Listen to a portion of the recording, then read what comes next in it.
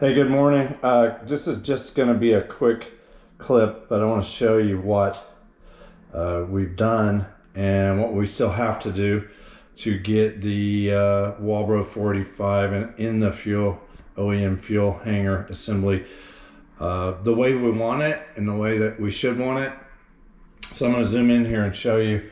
So this is the Walbro installed with the my fingers touching the amazing, beautiful, perfectly engineered Specialty Z Performance bracket that mounts right at the end of the OEM hanger assembly, where in the OEM version there was a OEM fuel sock attached right here where this bracket is now attached. As you see coming up, we've installed the Radium Engineering internal and external harness, which is extremely cool. The location we chose was basically not a lot of real estate underneath here.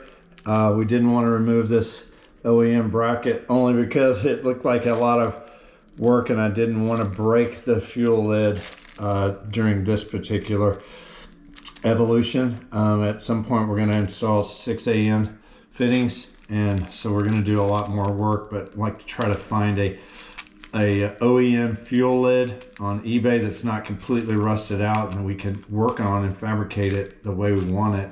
When we get it to the state we want with the 6ANs, then we can just transfer the Walbro to the new lid.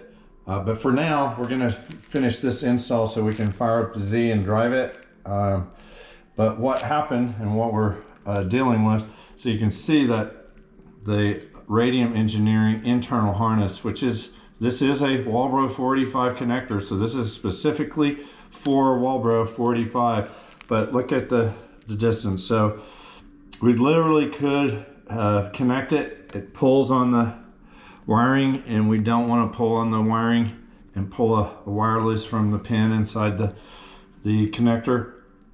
So what we're going to do, and here's an unprofessional pan over to this kit came with the Walbro 45 that we bought from Concept Z Performance in Phoenix.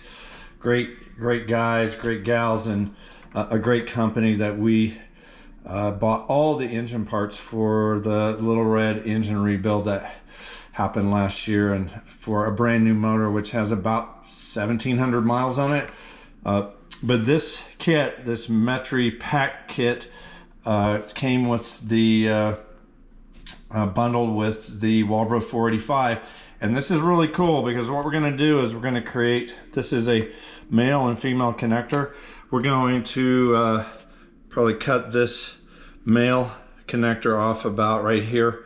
We're going to put these pins on the exposed ends. We're going to insert them into the female side and basically create just a little short harness. And then we're going to take this harness, and I'll walk back over and show you. We're going to take this harness, we're going to plug it in the Walbro, and the other end of the harness is going to plug in right here, and it's going to give us just a little bit of slack that we want and need. We don't want to be pulling on these wires, so we are going to create space by using parts that were in a kit that I didn't think we were going to use. But now we actually are, so it's going to be something like this when we're done. We're going to have another connector, so it's going to look kind of funky because it's going to be a male-female connector here and a male-female connector here. Someone might look at it and go, what the heck is this guy up to? Well, what I'm up to is just using the available parts to not have to splice, put barrel connectors in here like it's totally unprofessional installation, and use the tools that we already paid for. So that's what we're up to. You can see that we have made progress, and then we're gonna go install the hanger back in the Z and connect these two 10 gauge wires to the 10 gauge wires from the Aeromotive Phantom fuel pump harness that we installed last weekend. We're going to do that. And another thing I'll show you real quick. So this is the fuel tank cover. We were going to drill a hole in it But then we realized, hey, that it already has a really cool hull. We're just going to repurpose that hull. Before, this rubber grommet, I don't know how much I'm zooming in, I'm holding the camera right by it. This rubber grommet was situated in that hull there.